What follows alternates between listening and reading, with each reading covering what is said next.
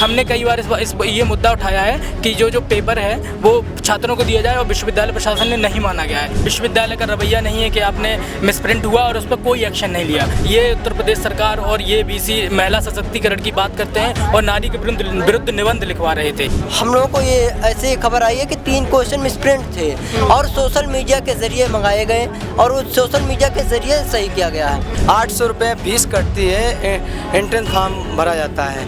विश्वविद्यालय प्रशासन की नाकामी देखिए, जिस तरीके से छात्रों को धोखा दिया जा रहा है, जिस तरीके से छात्र गरीब किसान मजदूर का बेटा चल के आता है इतनी दूर से, उनको न्याय नहीं मिल रहा है।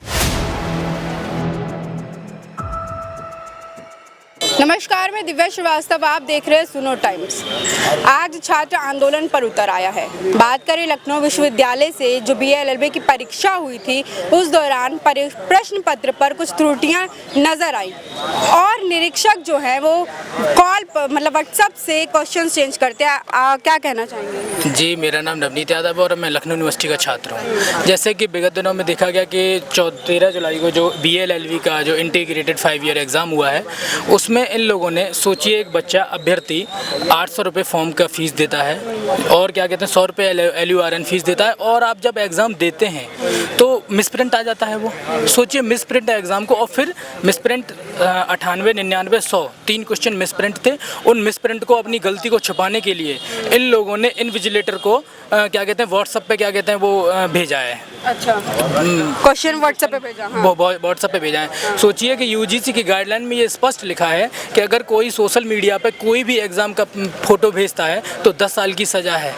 तो मतलब सोचिए कि विश्वविद्यालय प्रशासन की निगरानी में और विश्वविद्यालय प्रशासन के BC की तरफ से, प्रशासन की तरफ से अभी तक कोई भी स्पष्टीकरण नहीं हुआ है इस बात पे। तो कब तक ना कहें कि पेपर लीक है। सोचिए अगर मेरे भाई हैं गाड़ी में उनकी ड्यूटी लगी है तो वो तो पेपर लीक ही करा देंगे ना फिर। तो इससे सीधा अपने लोगों को फ़ायदा जा रहा है। तो हमने 3 मांगे रखी हैं इसके लिए विश्वविद्यालय प्रशासन से कि एक तो, और सबसे बड़ी समस्या ये है कि हम लोग पिछले विगत दिनों से ये उठाते आए क्वेश्चन कि जो क्वेश्चन पेपर है वो छात्रों को दिया जाए, क्योंकि इससे पारदर्शिता नहीं हो पा रही है। ये लोग हमने कई बार ये मुद्दा उठाया है कि जो पेपर है वो छात्रों को दिया जाए और विश्वविद्यालय प्रशासन ने नहीं माना गया है। हम लोगों ने इस बार भी ये मांग उठाई है कि विश्वविद्यालय प्रशासन पेपर है वो छात्रों को दे, अभ्यर्थी हैं उनको दे, जिससे कि पारदर्शिता हो, क्योंकि जो पेपर देगा यार उसको पता होगा कि मैंने क्या दिया है, कैसे क्या है।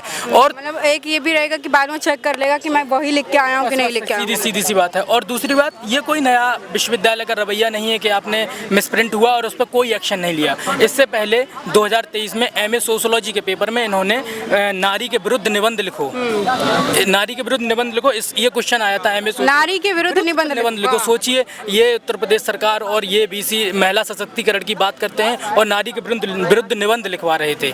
तो ये विश्वविद्यालय प्रशासन हर दम नाकामी की है। तो हम लोगों की यही मांग है कि क्या कहते हैं एडमिशन सेल्स के जो अनित्य गौरव और पंकज माथुर जो एडमिशन सेल के हेड हैं उनको बर्खास्त किया जाए और BC को इस बात का स्पष्टीकरण दिया जाए। तीसरा हमारी मांग है कि बच्चों को पेपर दिया जाए जिससे कि पेपर में क्या कहते हैं पारदर्शिता हो। ये हमारी मांग है। सुनिए, लगातार अगर मैं सुनने में जैसे अभी बताया गया कि पेपर में क्वेश्चंस जो थे वो गलत आए थे और इससे पहले एक क्वेश्चन में आया था कि नारी के विरुद्ध वो लिखी MA के पेपर में, तो ये किस तरीके से आपको लग रहा है कि कितनी पारदर्शिता दिखाई जा रही है? देखिए, लखनऊ विश्वविद्यालय में आप अगर निरंतर यहाँ पत्रकारिता करने आ रही होंगी तो आप निरंतर देखेंगे कोई ना कोई विश्वविद्यालय BC से गलतियाँ होती ही रहती हैं। इससे पहले सोशियोलॉजी विभाग के MA डिपार्टमेंट में जब उन्होंने नारी के विरुद्ध निबंध लिखने के लिए दिया, तब भी हम लोग एक आंदोलन करके उसके विरुद्ध हम लोग ऐसा आगे घटना ना हो ऐसा आवाज़ उठाई।